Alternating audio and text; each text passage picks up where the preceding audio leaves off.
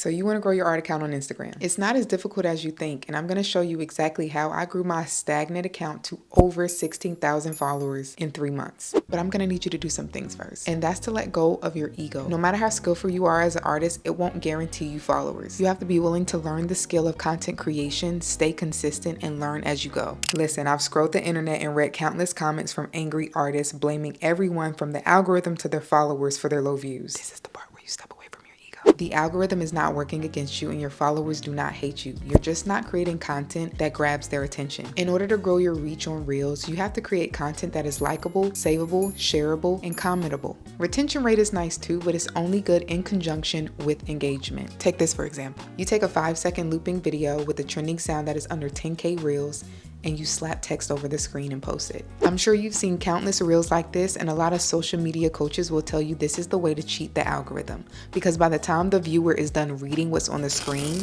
the video has played 3 or more times. So that's like a 100% retention rate. But even with the 100% retention rate, you will not automatically gain views if it's not engaging. When I first started posting consistently on Instagram, I created these looping reels. I had a 5-second video with a trending sound that was under 10K uses, and I had text over that screen. Looking at the retention rate, you will see that it did phenomenally well, but it plateaued at 500 views. Why is that? Because out of those 500 people who viewed it, only 36 of them liked. Not to mention I had 0 saves, 0 shares, and 0 comments. And that's because I was chasing the algorithm and listening to what these social media coaches were telling me instead of connecting with my target audience. You need to understand, yes, it is fun to learn about the algorithm and ways to crack it, but the most important thing is to connect with human beings. Listening to coaches, I followed everything to the T with these 5-second looping videos, and yes, they do work. But in this instance, it did not, because I wasn't thinking about my target audience. Now let's take a look at one of my more successful reels of the same style. This is also a looping video that is about 5 seconds long.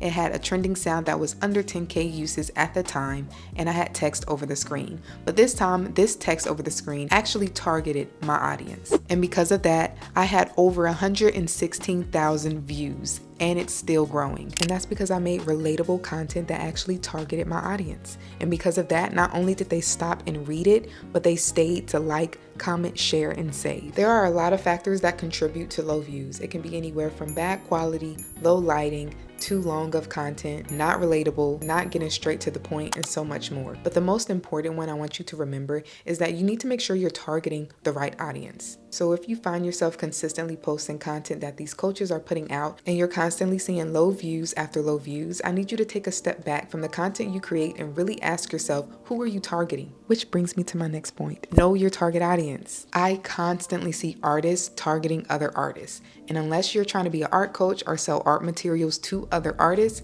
this isn't a good idea. If you're trying to sell your art to buyers, you need to avoid using these hashtags like hashtag artists, artists on Instagram, emerging artists, because the people who buy your art aren't artists. They're not following these tags. You need to dive deeper and find out who your target audience is. Remember, you're not just an artist who sells art. You are a business owner with a product, and this product is your art. And art isn't like any other product. Art is an emotional purchase. So you need to tap into why you create the art you create, because that will help you find your target audience. And you need to know everything about your target audience. You need to know their age, income, likes, dislikes, interests, everything. Take this for example. You're an artist that creates cool and moody art stickers. Your target audience could be girls ages 16 to 23 whose income is about 0 to minimum wage. They probably have an alternative style and like to do things like skateboarding, thrifting, and hanging out with their friends.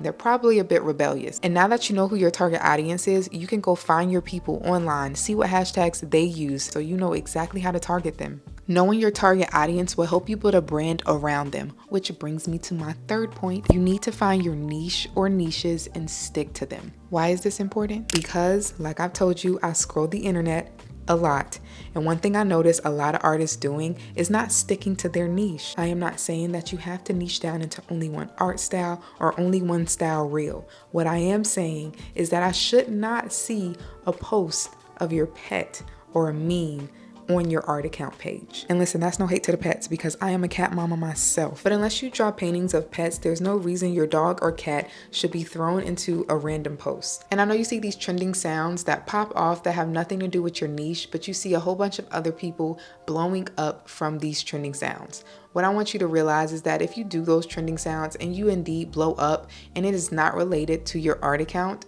those people will follow you.